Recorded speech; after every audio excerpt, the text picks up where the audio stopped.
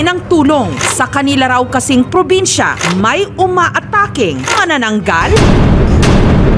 Ivana? Oo, ako nga. Matunog ang mga bali-balita ngayon. Nasa isang bahay, may misteryosong mga tunog na naririnig sa bubungan tuwing gabi. Agad pumunta ang aming team sa Barangay Buet, Calasiao, Pangasinan, kung saan naabutan nila ang takot na pamilya ni Mariel. Hindi niya tunay na pangalan. 5 gabi na raw kasing may nambubulabog sa kanilang bubungan. Nagsimula raw ang lahat gabi ng January 27. Ika-40 days pa man din daw ng kamatayan ng asawa ni Mariel nung habang sila'y nagpapahinga. Bigla na lang nakarinig ng malakas na pagbagsak sa kanilang bubungan. 3 beses po siyang lumapag nung gabi ngayon. Noong una, pinakinggan ko muna. Mas nangilabot pa raw sila nung may narinig silang parang pumapagaspas. Pangalawang beses, iba na. Aswang yan. Pangatlong beses, naghanap ako ng pwede kong iano sa bubong kasi baka lumapag na naman siya. Kinaumagahan, agad kumuha ng mga bawang si Mariel para ikalat sa kanilang bahay. Naglagay na rin sila ng asin sa labas ng kanilang pintuan at bintana. Naglagay kami ng asin ni ate kasi kapag may nilagay ka daw sa bintana at sa pintuan, panglaban daw yan. Hindi sila makapasok sa loob. At sinasamahan kami ng mga tambay. Ang iba sa labas. Istorbo nga daw kami sa mga kapitbahay eh. Pagtuntong ng 10:00 ng gabi, may kumalabog na naman daw sa kanilang bubungan. Inaabangan namin. Tapos ako pa mismo ang nakakita. Sabi ko sa kanila, labas! Sus, paglabas nila, wala na. Umalis na. Ika-4 na gabi, ang nobyo ng anak ni Mariel sinilip na kung ano ang nasa kanilang bubong.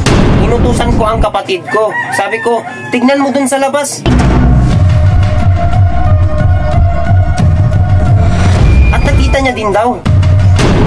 Doon na raw nakita ng 2 mata ni Marvin. Tapos pinaalam niya agad sa amin ang asawa niya. Kaya agad-agad kami pumasok ng kwarto. Nagkamali ako kasi takot na takot ako nun eh. Sus, muntik na ako makapasok sa kwarto ng mag-asawa. Nakakatanga talaga ang takot, no? Sa puntong yon, nagpagawa na ng sibat sina Mariel. Naghalo ng abo na may kasamang bawang, bigas. Gayunpaman, sa ika-5 gabi, meron pa ring pumaluskos. Layuan mo na kami! Kaya pinakiusapan na raw ni Mariel ang nanggugulo sa kanila.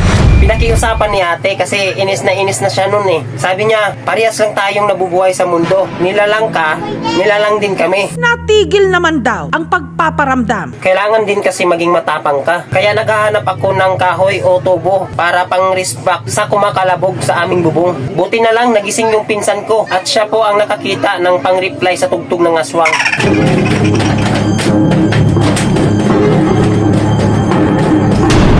Pati mga kapitbahay ni na Mariel natakot. Sabi ng asawa ko, manok lang daw.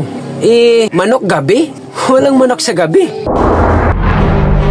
Para mahuli ka kung ano man ang gumagambala sa bubungan ni na Mariel, nagkabit ang aming team ng mga CCTV camera. Ano kaya ang makukunan ng mga ito? Nag-antabay ang aming team sa makukunan ng CCTV.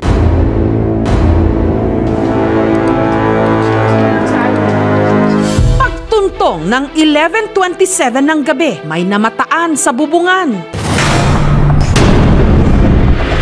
Parang si Ivana Alawi yung manananggal dun sa CCTV. Dun ako nagtaka kaya nag-abang ako talaga para makita ko kung siya nga ba yun.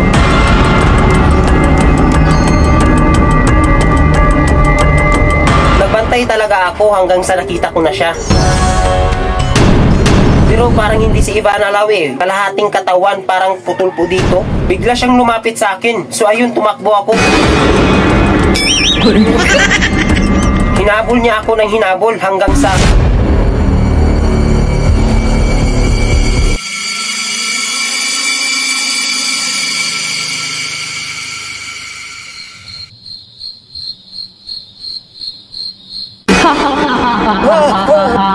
Sa wakas.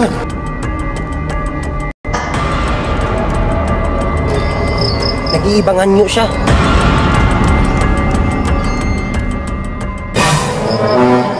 Sobrang gulat ko. Si Ivana Alawi nga. Ang nandun sa CCTV, 100% positive. Si Ivana talaga yun. Ivana? Ikaw ba yan? Di ba ikaw si Ivana Alawi? Oo, ako nga.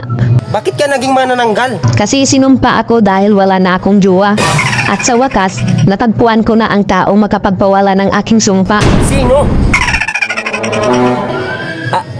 Ako? Oo, ikaw. Matagal na kitang hinahanap. Ikaw ang itinakda para sa katapusan ng aking sumpa.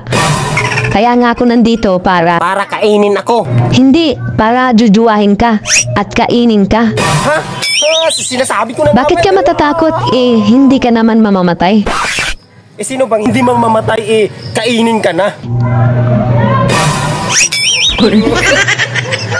Hay nako, hina utak mo talaga. Gusto ko lang naman kumain ng hotdog.